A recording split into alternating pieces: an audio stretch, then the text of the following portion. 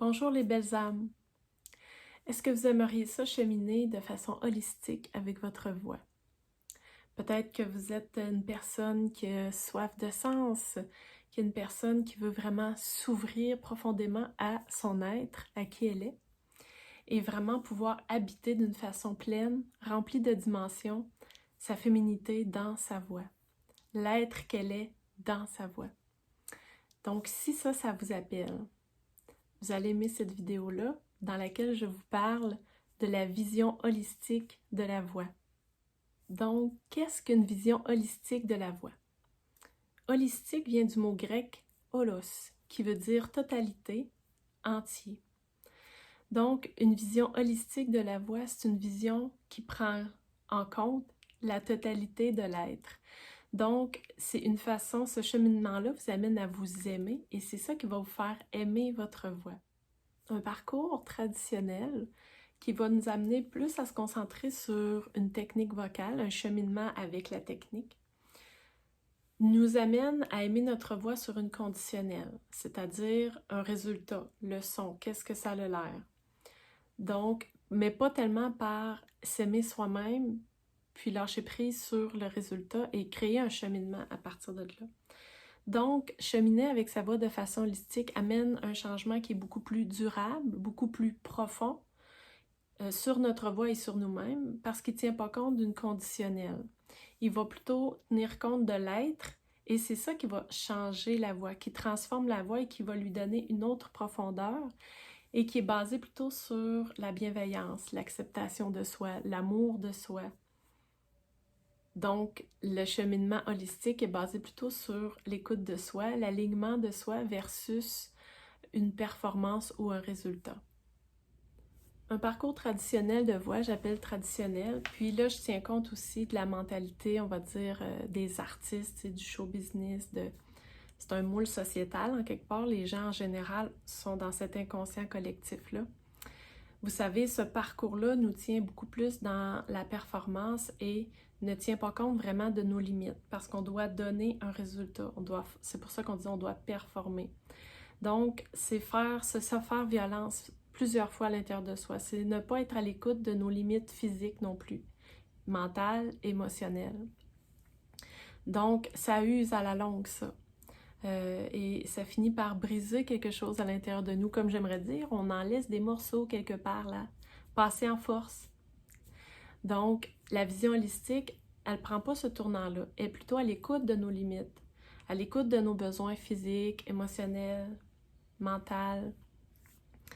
Donc, elle va plutôt cheminer, notre voix se développe en tenant compte de ça. Ça ne veut pas dire qu'on ne peut pas se dépasser, mais ça va être fait d'une façon beaucoup plus écologique avec soi. Le chemin conventionnel va tenir compte d'une pensée extérieure. C'est qu'est-ce que les gens attendent de nous, qu'est-ce qui se vend, qu'est-ce que les gens aiment. Tandis que la vision holistique de la voix, ce cheminement-là, de la voix de l'être, tient plutôt compte de l'individu, c'est-à-dire qu'est-ce qui, moi, me fait vibrer, qu'est-ce que moi, j'aime, en dehors de qu'est-ce que les gens désirent. Ça ne tient pas compte d'une vision extérieure à nous, mais plutôt d'une vision intérieure. Donc, ça nous garde en alignement avec soi, plutôt que de s'ajuster sur le désir extérieur, que ce soit d'un patron, que ce soit d'un engagement, que ce soit d'une tierce personne, d'un groupe, de même de la société.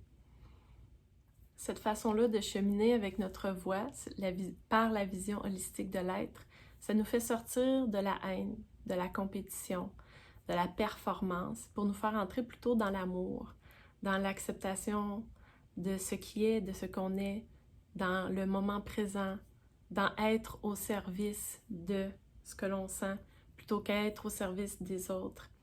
Donc, je vous mets un petit tableau dans la vidéo qui va facilement expliquer les pendants de la haine versus l'amour par rapport à ce cheminement-là.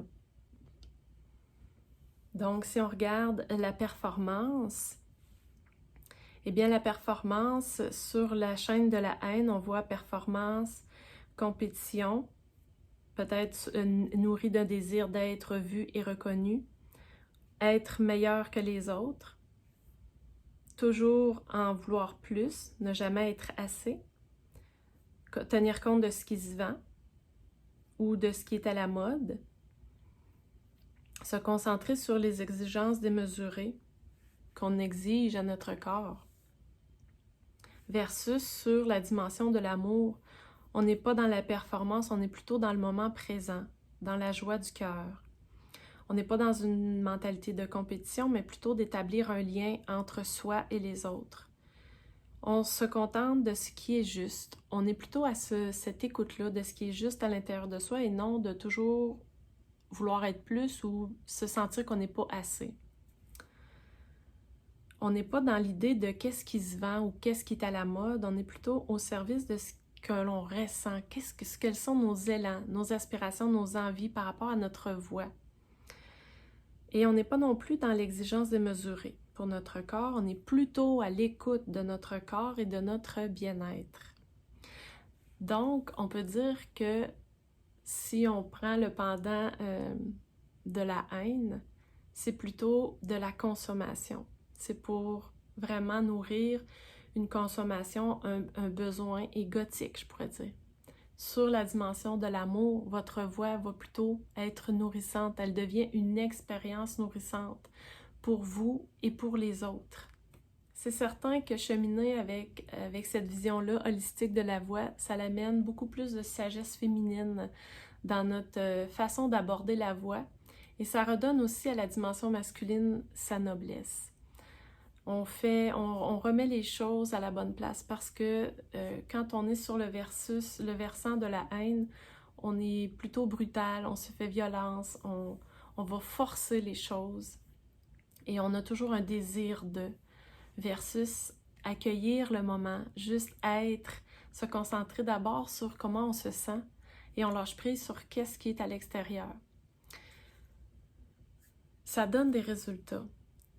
Il ne faut pas penser que cette dimension-là plus féminine, masculine aussi, mais dans une meilleure justesse d'être-té, j'ai envie de dire, vous allez voir, vous allez être surpris des résultats que ça donne.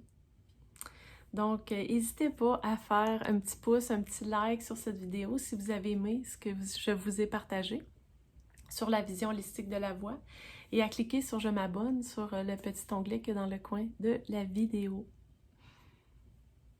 À tout bientôt!